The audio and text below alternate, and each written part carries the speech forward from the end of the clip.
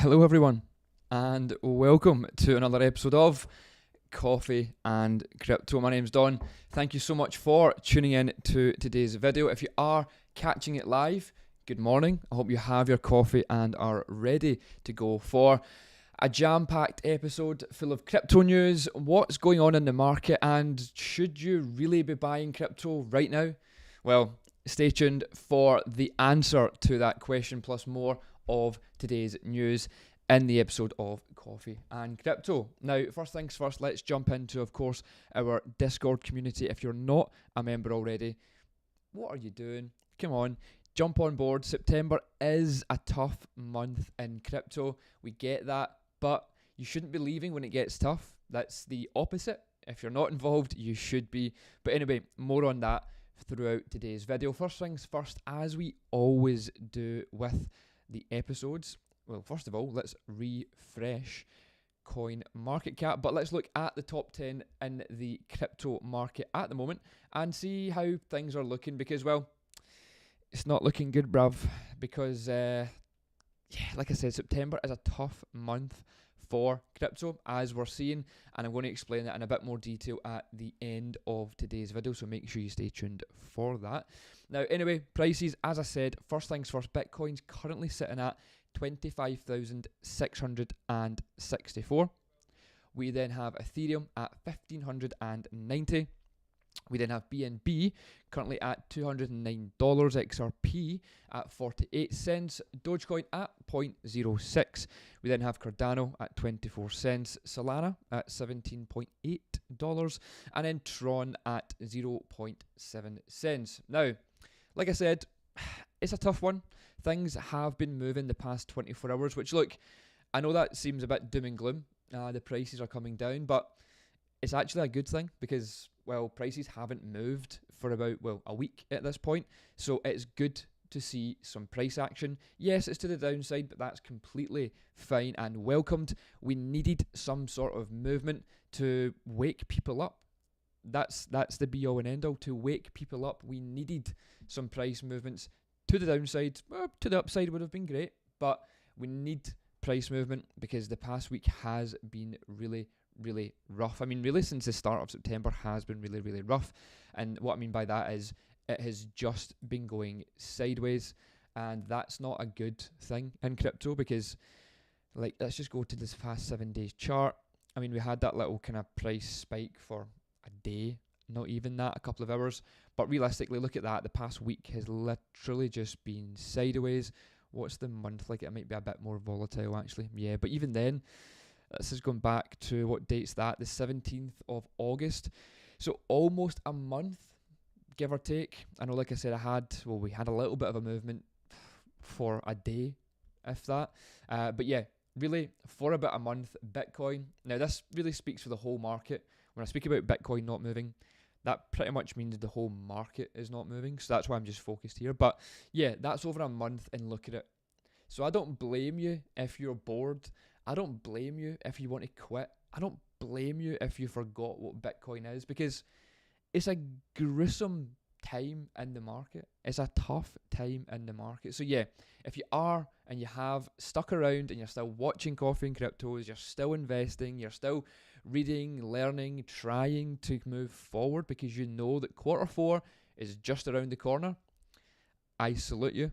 And yeah, good on you for sticking around, basically. Now, anyway, that's the prices. Like I said, it's not all that great, but that's looking at it on a very short-term basis. For me personally, I'm not fussed that September is so boring. It gives me time to, do other things in life, like prepare for quarter 4 in crypto, prepare my investing. I mean, even looking at this, the fear and greed is down at 35. Buy when others are fearful. That tends to be what they say. Now, look, before I go forward, nothing that I obviously say on this channel is ever financial advice. Please don't take anything I say as financial advice, but, I'm just sharing my experiences and my opinions, but make sure you remember that. Now, first part of today's news from Ripple. Now, this is a couple of days old, this news, but I did want to bring it up just to kind of start and warm us up for the rest of the video. Again, Ripple here are still making moves in the bear market or whatever market we're actually in at the moment. No one seems to know. But yeah, they're still making moves, and this one is the latest. So Ripple acquires crypto-focused chartered trust company Fortress Trust. Now, this is pretty cool, seeing this. I think that's in New York, if I'm correct, I think that is, yeah. Anyway, moving forward, so blockchain firm Ripple has acquired Fortress Trust, which is a Nevada-based chartered trust company with a crypto and Web3 focus. The company has said on Friday just past. Now, financial terms for the acquisition were not disclosed. Ripple declined to disclose further details when contacted. Through a person with knowledge of the matter said that the price tag was less than $250 million that it paid for the custody of Metco. So again, Metco is another company that Ripple had kind of taken over, had bought into, and this is another company, this Fortress Trust. So yeah, they continue. Again, is it going to make a great deal to your XRP holdings? Probably not at the moment, but the bigger picture here being that Ripple, again, you want to, if you are investing in XRP, that is, you want to know that the company behind it is, well, doing things, and they're not just, I don't know, sitting in the background, not tweeting, not making moves, not really doing anything until the bull market comes. Ripple have obviously been in the limelight the past few months with the lawsuit and whatnot, but also they're still buying companies, trying to progress, trying to kind of stay on their roadmap, and yeah, I feel like it's quite important that you pay attention to that. So the acquisition adds Nevada to Ripple's list of regulatory licenses, which include New York BIT license and money transmitter licenses in 30 of the US states. So it's getting there. It's almost knocked out. What is it, 51 states? Is that right in America? 50, 51? Now, Fortress Trusts, which provides financial and regulatory structure for blockchain companies, was formed by this guy called Scott Purcell, who has a long history in the industry. He was the CEO of crypto custodian Prime Trust until 2020. Years after he left Prime Trust, the company was ordered into receivership after fellow custodian BitGo terminated its proposed acquisition of the firm. Now, Monica Long, Ripple's president, described the acquisition as bolstering for the firm's aim of becoming a one-stop shop for enterprises looking to convert, store, and move value in blockchain. Now, Ripple became a minority investor in Fortress Trust's partner company, Fortress Blockchain Technologies, back in August of last year as part of the Web3 infrastructures provider seed round. Now, we talk about seed rounds quite a lot with our community and with our kind of crypto training that we do, our courses, our education, whatever you want to coin them. But seed rounds are super, super important as an investor. And yeah, it's quite cool to see the fact that Ripple are clearly on board with that, and the fact that they got a seed round in the parent company of the company that they've now invested into just shows you that, well, they know money, they know investing, and yeah, for me, investing in XRP, that kind of fills me with a little bit of confidence that the future's bright. Anyway, that's all for the Ripple news. Like I said, is it going to make a great deal to your asset prices or anything? Probably not, but there's a bigger picture here, and for me as an investor, I like to look into the team or the company that I'm investing in, not just who's tweeting about it on X. So yeah, anyway, there's Ripple news. I hope you enjoyed.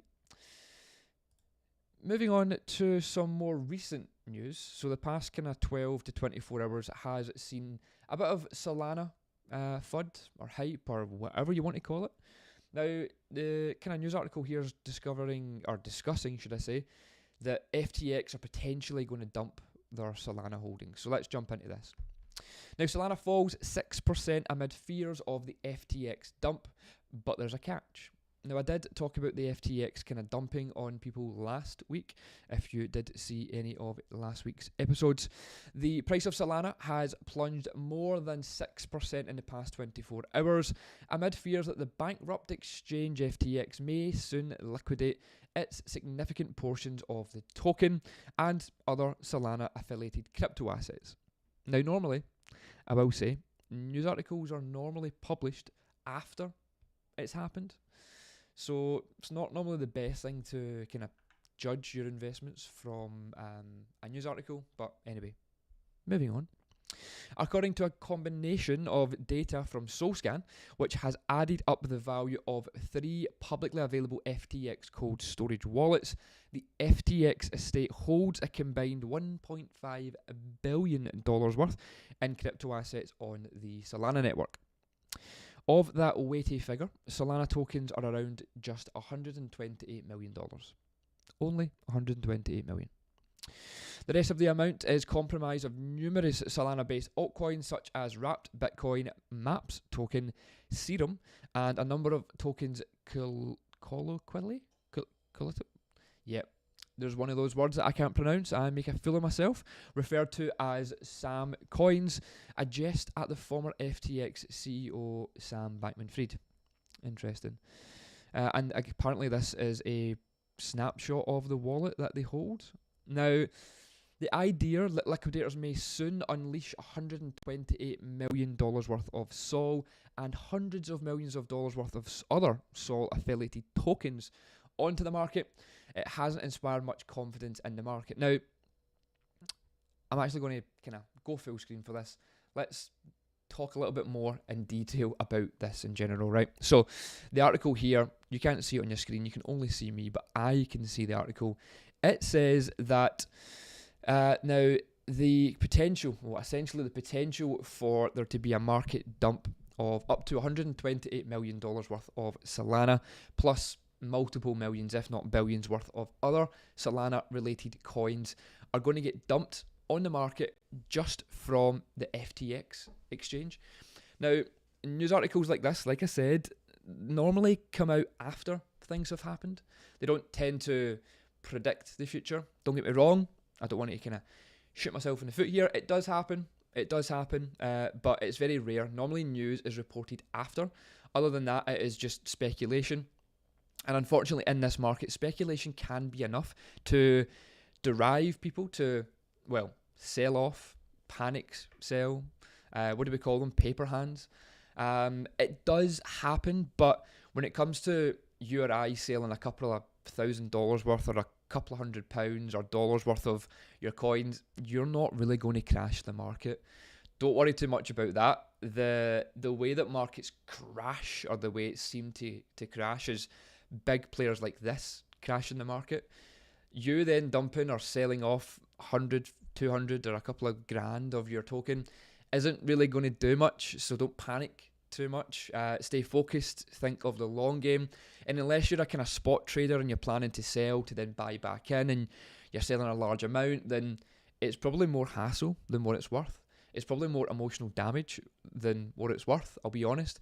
Again, nothing I'm offering is any financial advice. I'm just trying to give you some emotional support, some emotional experience on trying to buy and sell at the right time or the wrong time, or trying to sell and then buy back to get some more free tokens. Look, in an ideal world, that's fantastic, but trust me, I've been burnt so many times before in the past trying to master that. You're probably better off just buying when you feel comfortable, or when you feel like you're educated enough in the charts to then buy and hold. Again, rather than trying to buy, sell, because, yeah, don't get me wrong, it's fun to do that, and it's maybe fun to have a little kind of side play pot, almost maybe have $1,000 set aside or something like that to sell, buy, but don't touch your actual holdings, because like I said, it can just get messy. You will get greedy, most definitely, and people on Twitter will tell you to sell and buy at the wrong times so they can then use you for liquidity, so on and so forth, stuff that I've covered many times on this channel. But anyway, the point I guess I was actually trying to make from this article is the article spreading the FUD, or spreading the fear that FTX is going to dump their Solana tokens and therefore you should be scared, which means you should probably sell as well. Well, come on, like, do we not know by now how the kind of marketeers work, how this happens? September, like I've said about 3 or 4 times on today's video, is a tough and rough month for crypto, which I will cover later on in today's episode. Just, for me, it's about holding on. It's about staying true to what I've put in up here, upstairs in the brain, and thinking, look, I get it. I've been here before. I've been in this position probably about 4 times already this year where it's going to crash. There's going to be a liquidity dump. There's going to be this. It's going to be that. You just have to sit it, ride it out, continue on your own path, no one else's path. Of course, stay in tuned with the news, but don't let it affect your plans too much, because yeah, it's not a safe and good place to go down, and it's just an emotional roller coaster. Just stay involved, stay chatting in Discord, stay asking questions, stay watching Coffee and Crypto episodes, keep sharing it, keep learning more, and trust me when I say this, you will make it yourself. You don't need people like this telling you that the FTX have this much in their wallets and they're going to do this and this is going to happen. That's fine. Let it happen. Just you do you, and I promise everything will be alright. How's that? Moving back on to the news, let me get a quick sip of my water and we'll move on to some news from Vitalik. Hopefully, again, that made a little bit of sense to you and has helped a bit, because I know, like I said, it is quite tough out there at the moment, but we will continue on. I will continue to help you as much as possible. That is, as long as you're willing to let me try help. Now, this news came out then, again, yesterday, I think it was, about Vitalik's account being hacked, his X account being hacked, and apparently nearly $700,000 worth of NFTs or crypto-related wallets have been, well, stolen from. So let's dive into this. So Vitalik Buterin, which is obviously Ethereum's co-founder, allegedly had his X account compromised, according to Zach XBT, who is, well, I mention him quite a lot on the channel. The incident led to victims collectively losing around $691,000 worth of crypto. Now, it was announced that his son's account had been compromised, who apparently is, or Dimitri, sorry, is apparently the father, who's on Twitter as well. Disregard this post. Apparently, Vitalik has been hacked. He is working to restore access. Now, I will jump into something, probably, this is kind of on subject, off subject.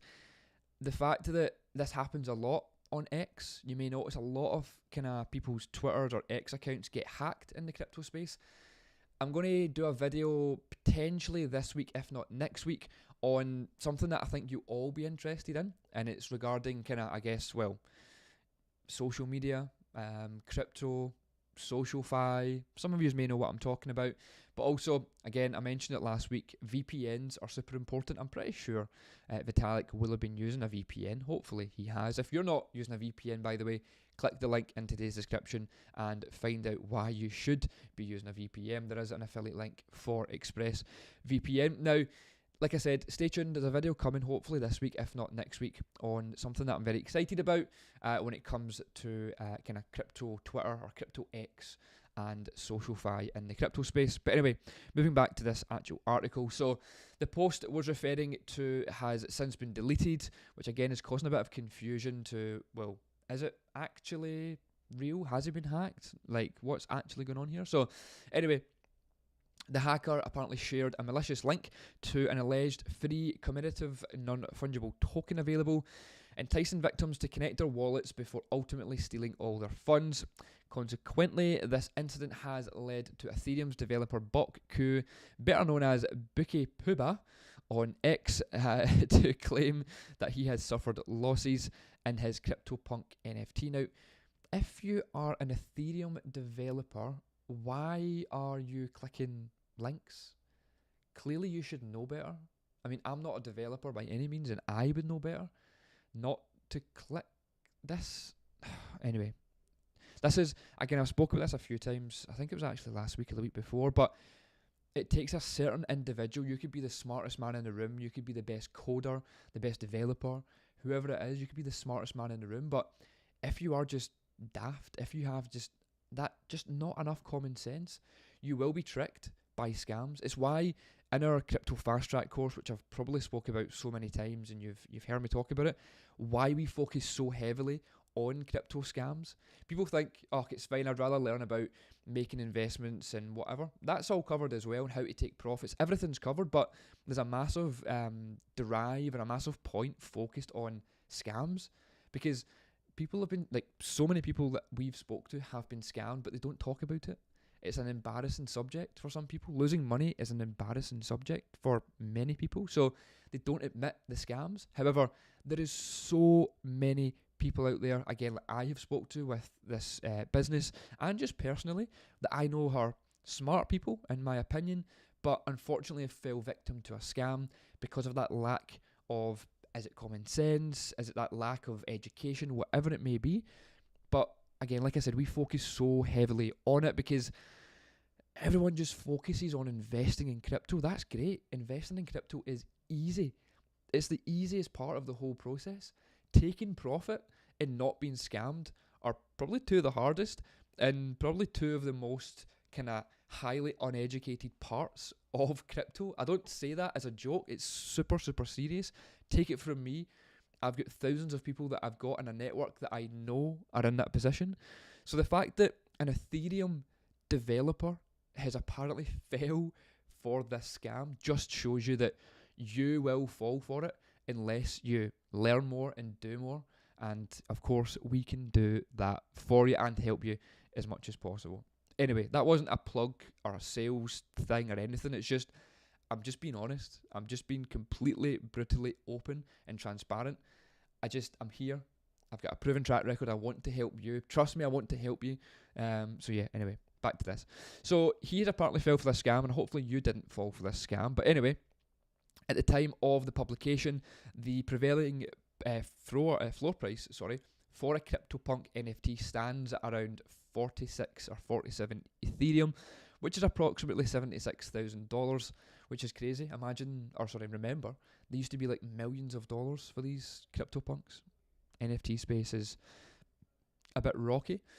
Anyway, Zach XBT has been actively informing his followers on X about the hackers' activities. He recently shared the most valuable NFT so far was worth 153 Ethereum, which is approximately $250,000. Absolutely insane. Now, again, a user with the alias, why can't I say simple words sometimes? Satoshi767 suggested that Buterin might not have implemented sufficient security measures on his X account. Well, probably. Noting that a SIM swap attack are the most common mistake for crypto project founders. Now, that is a big, big deal. Again, SIM swaps are a massive thing. I don't know why they don't. If you're so big in crypto and you're a billionaire, why don't you have all that security set in place? It confuses me.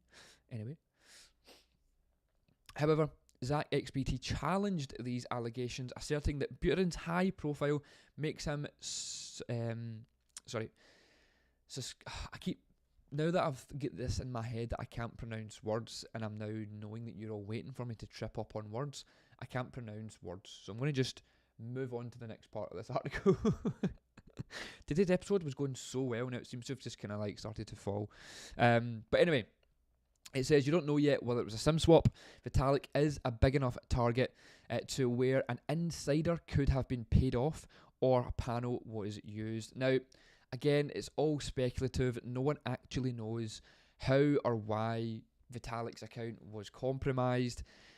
It doesn't really matter too much. I guess the point being here is that they didn't get away with that much. They could have got away with a lot more. I know that sounds strange to say, the fact that people have lost out. But again, falling for these scams, it's almost like it's kind of your fault to an extent, as much as I feel sorry for the victims who have lost a lot of money.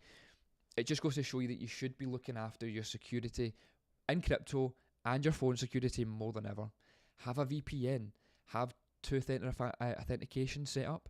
Have two phones, whatever it may be. Have different wallets. Like, security should be your number one priority over trying to invest in crypto. Other than obviously learning and educating and, you know, all that good stuff that I talk about, the number one priority that you should have, well, I guess two number one priorities. One, security. Where are you storing your crypto? How do you access it? Where are your passwords logged?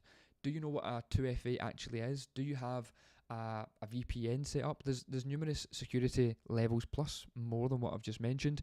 But also, when should you be moving things around? When should you be taking profits? Should you be moving things around and keeping it in Tether, keeping it in USDC, keeping it in Binance stablecoin? Like, there is so much to learn in crypto other than just, should I invest in Bitcoin? Should I invest in this meme coin? Like, you should not be thinking of that before you know the other things.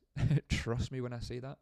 Anyway, let's move on to the next article, which is from the G20. So obviously we all know this massive kind of government thing that goes on. Well, the G20 moves forward with international crypto framework. So let's quickly kind of dive into this as quick as possible, just to kind of give you a brief overview. Again, it's not all that like life-changing for us, but again, crypto is becoming more mainstream, so stuff like this is important to cover, and I'm sure you're very interested to see exactly what's going on. So, leaders of the 20 biggest economies in the world, collectively known as the G20, are pushing for a speedy implementation of the cross-border framework for crypto assets, aka CBDCs. Now, according to a report where the group of members are attending a 2-day summit, the framework will facilitate information exchange between countries beginning in 2027. Now, in my opinion, 2027 will be a bear market, so... But hang on a minute. So yeah, it'll be nearer the end potentially, or kind of midpoint of the next bear market. So an interesting time to start doing that. But anyway, again, maybe they're doing that so they can just play on your emotions in that bear market. But anyway, come back. Bookmark this. We'll come back in 2027. All right, come back in 4 years, and we will check in on how that's looking. Anyway, we call for the swift implementation of the crypto asset reporting framework and amendments to the CRS, which is the Common Reporting Standard. We ask the Global Forum on transparency and exchange of information for tax purposes, of course you do, to identify an appropriate and coordinated timeline to commence exchanges by relevant jurisdiction. Now, several countries would be affected by the upcoming framework, including Argentina. I'm not going to read through them all, there's a lot there you can see, but the UK is included there, Saudi Arabia is included there, Germany, Italy, so there's big countries, even the US, so there's big countries all involved there. Again, I'm not going to read them all in detail, but yeah, here's a great picture of there's Brazil. The man from Brazil is right there. Again, what a crazy room to be involved in.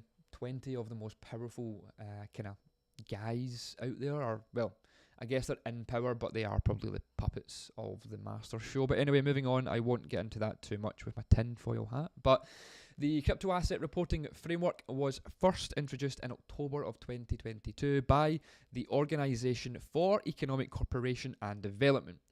Now, the document was designed to give tax authorities greater visibility into crypto transactions, as well as the individuals behind them.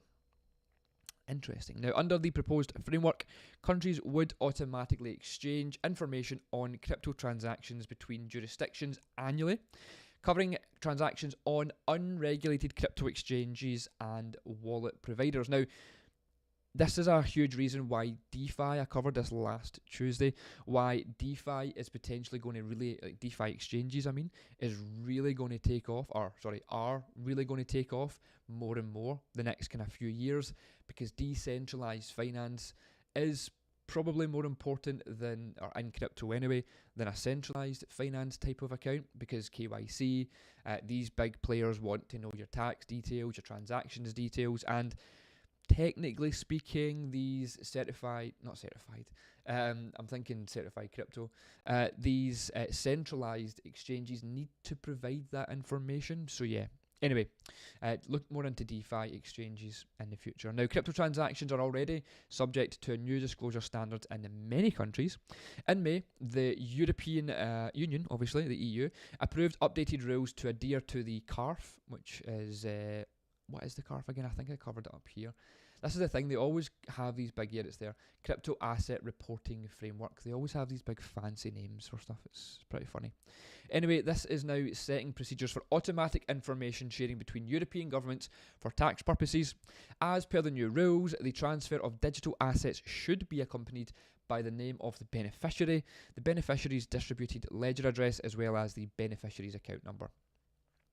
So yeah, anyway, I guess the point I'm trying to make here is the G20, like I said, is a massive, massive forum. Super, super important to pay attention to this because it will affect us at some point in the next few years. Potentially not until 2027, but yeah, something to look forward to an extent, or at least look out for. And yeah, very interesting news to say the least. Now, one thing, this is something that I guess is kind of backs up the title of today's video, which I'm going to dive into in a bit more detail. So sit back, relax, and if you have just joined us, welcome to Coffee and Crypto. We are shooting this live. We're about 30 minutes deep into today's video, so please make sure you go back, rewind it all the way back, and watch the whole episode in its entirety, because it was a good one, and it has been a good one so far. You do not want to miss anything that I have covered in today's video. Now, I actually spoke about this about 10 days ago at this point.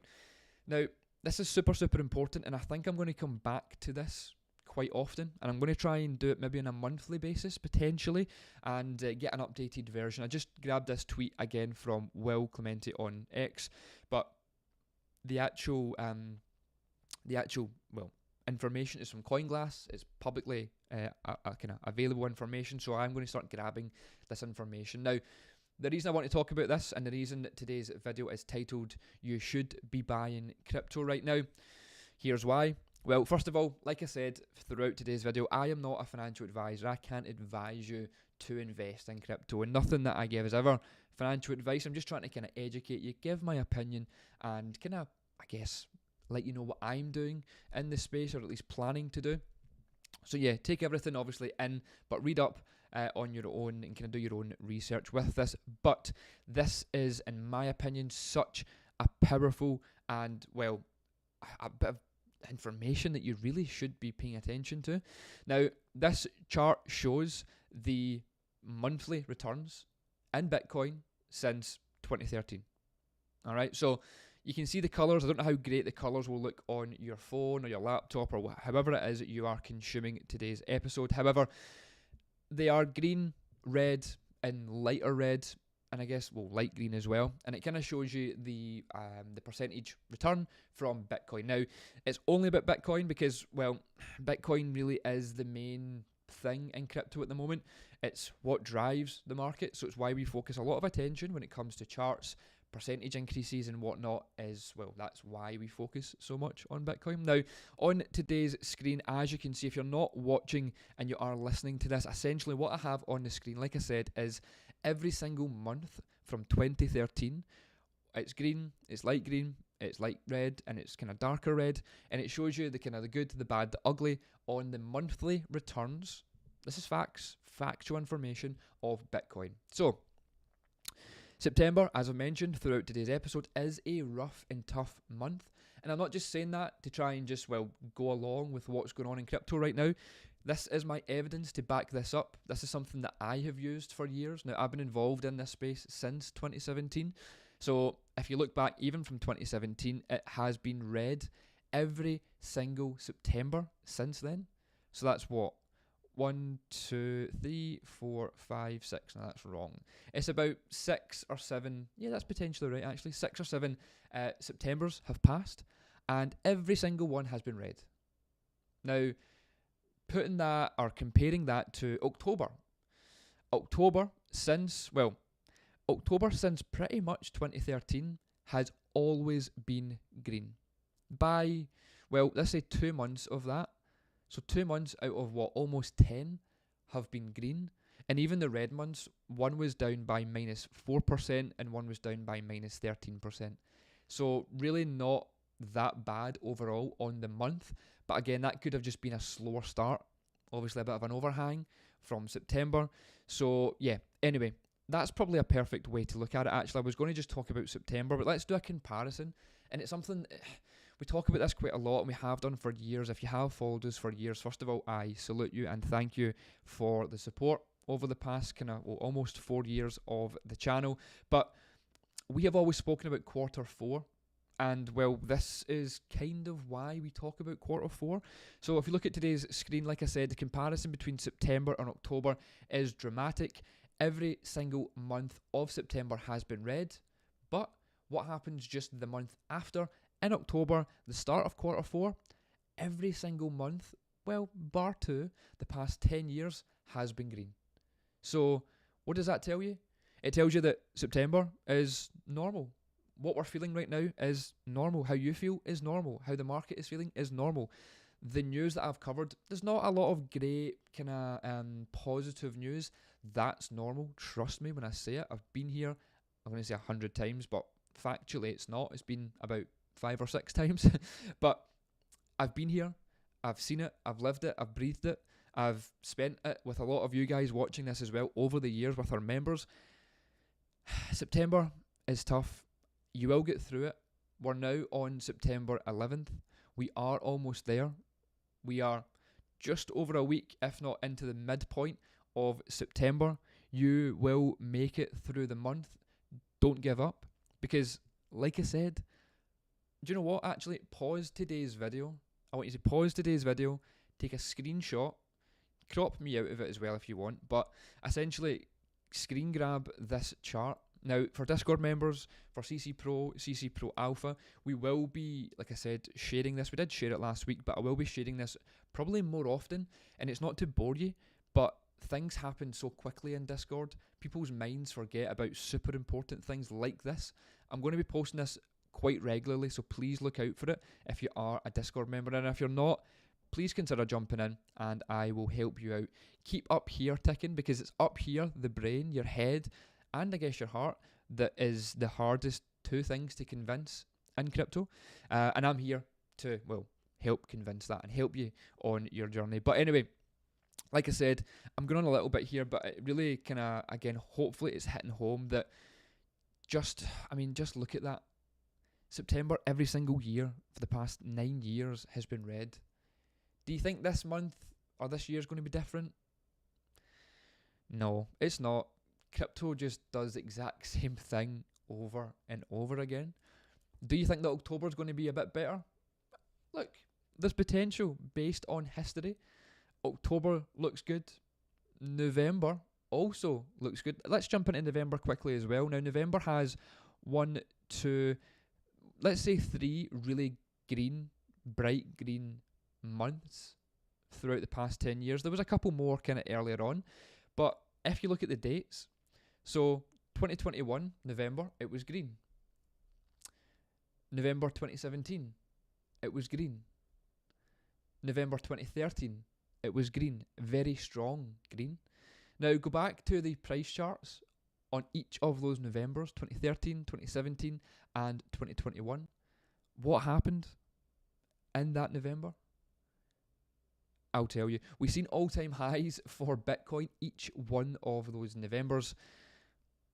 And, well, we have seen 3 bull markets as well. Do you get where I'm coming from here? This chart is so basic. It is just facts. That's all I ever try and show you. It's just facts. The past 3 bull markets in November have been green. The past 3 bear markets that do last longer, we know that, in crypto have been red. So factually, we have seen 2 red, then a green. 2 red, then a green. We've just seen 2 red Novembers the past 2 years. Will we see a green follow the same trend? Or will we push for one final last red November before we really see a massive green November next year in 2024? Again, we'll need to come back and check this as time progresses. But anyway, like I said, screenshot this. If you're not a CC Pro or CC Pro Alpha member, first of all, what are you playing at? You should be, especially in September. You should be. I've just proven that. But if you're not, screenshot this. You come back to it and it will help you a lot. Trust me when I say that. Now, again, that is all for today's episode. But I guess a leaving message and a final message I want to share. I want to kind of go deep here. I want to kind of help out and kind of hit you in the heart, hit you in the head. And it's something that I've already kind of covered. September is a tough month. All right, trust me. I know I've said it 3 times already, but trust me. September is a tough month. You will make it. You will make it through September in crypto, and however else. Maybe your business is not going so well. Maybe you're stressed at home, whatever it may be. You're stressed at work. It's fine. The summer is over here in the UK. The weather is not all that great. We did see about 2 weeks there of great summer sunshine, and now we're back to the rain. That will play on your head. It will play on your emotions, especially when crypto is also playing in your head and playing in your emotions. But trust me when I say it, you will make it. You're going to make it through September. If you are an investor in crypto, fantastic. Hopefully you are educated enough to understand that point. But also with that screen and that kind of fact, or the factual information that I've just shown you, October's looking better. All right, so just a few more weeks, maybe 4 more weeks, and trust me, based on facts, based on history, based on how crypto moves, we're going to be okay. We're going to make it. All right. Anyway, that is all for today's episode. It's been a long one. It's been a good one. Please share it with someone who needs a little wake-up call, a little bit of help. It is a 40-minute episode. I understand it's a long episode, but treat it like a podcast. Put it on when you're out in the car, out for a run, out in the gym, whatever it may be. Please just make sure that you religiously stay tuned to Coffee and Crypto. I don't care about the views. I don't care about feedback. I don't care about likes. None of that. I care about trying to help someone, or you in particular. I'm trying to help you in particular because I know how hard it is. I know the struggle there is. When I was coming up in crypto, there was nothing really like this channel that tried to speak to me on an emotional level. I think I'm going a little bit too deep here. I'm going off in one. It's Monday morning. I've had a few days off. I've got a lot to kind of get off my chest. But in all honesty, again, like I said, a bit of a heart kind of felt message. I'm here to try and support you as much as possible. And yeah, keep watching Coffee and Crypto. Like it if you want. Share it if you want. But yeah, anyway, that's it. I've had enough. I have to let you go. Enjoy the rest of your day, your evening, your whatever time it is you're watching this, whatever day it is you're watching this. Please enjoy the rest of your day, and I will see you tomorrow for another episode of Coffee and Crypto.